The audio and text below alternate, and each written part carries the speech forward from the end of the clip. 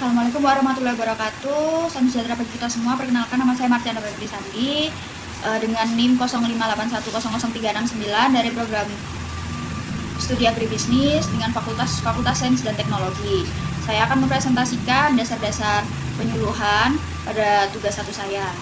Atau penyuluhan sebagai proses pendidikan. Penyuluhan pertanian dilakukan agar petani memiliki kemampuan baru sehingga dapat menyelesaikan permasalahannya. Artinya penyuluh berusaha melakukan perubahan seperti dari yang tidak tahu menjadi tahu, yang tidak mampu menjadi mampu, dan pendidikan juga dibagi dua, menjadi pendidikan formal dan tidak formal. Yang kedua yaitu penyuluh sebagai upaya perubahan. Penyuluh pertanian merupakan kegiatan yang berupaya meningkatkan kemampuan petani dengan pendekatan tertentu agar petani mampu mengambil keputusan yang tepat terkait permasalahannya dengan melakukan perubahan terencana terhadap perilaku petani agar tercapai menjadi lebih baik.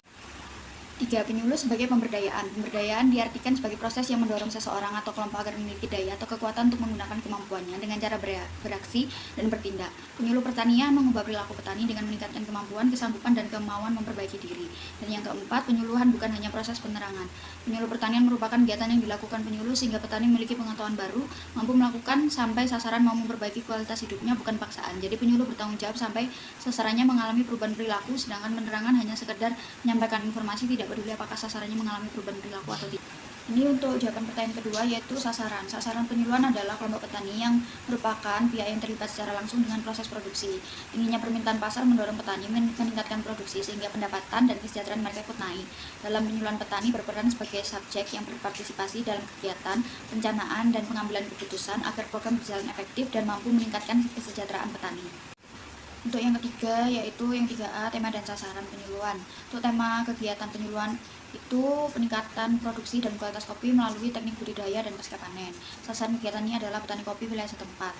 Karakteristik sasarannya yaitu sebagian besar petani berusia produktif 25-30 tahun dengan dasar pendidikan agribisnis.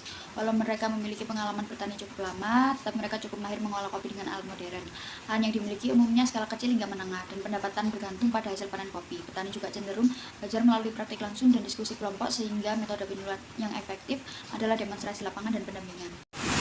Untuk deskripsi kelompok tani dan organisasinya, yaitu nama organisasi PT Manufaktur Dinamik Indonesia dengan jumlah anggota 14 karyawan dengan alamat Jember Permai, Gang Gentul, Kafling 30, Sumbersari, Jember, Jawa Timur, dengan visi menjadi perusahaan yang bergerak dalam produksi alat kopi kelas internasional pada 2027. Misinya berfokus pada pertumbuhan yang berkelanjutan, membentuk sumber daya manusia yang unggul dan kompeten.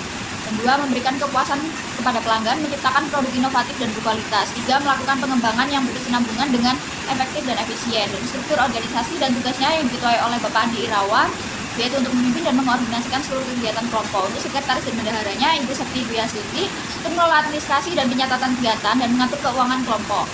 Dan bagian penjamin mutu dan pengiriman ada Saudara Aldian Vicky Ananta, yaitu penjamin mutu yang bertugas memastikan kualitas produk sesuai standar, sedangkan bagian pengiriman bertanggung jawab mengirimkan produk ke konsumen secara tepat waktu dan dalam kondisi baik. Untuk anggotanya saya sebutkan, untuk Saudara Ahmad Fatoni, Saudara Indra Putra, Muhammad Irfan, dan Saudara Irfandi, yaitu melaksanakan kegiatan sesuai arahan dan berpartisipasi aktif. Sekian presentasi dari saya, mohon maaf jika ada salah kata dan perbuatan yang tidak berkenan, mohon dimaafkan, terima kasih. Assalamualaikum warahmatullahi wabarakatuh, salam sejahtera bagi kita semua.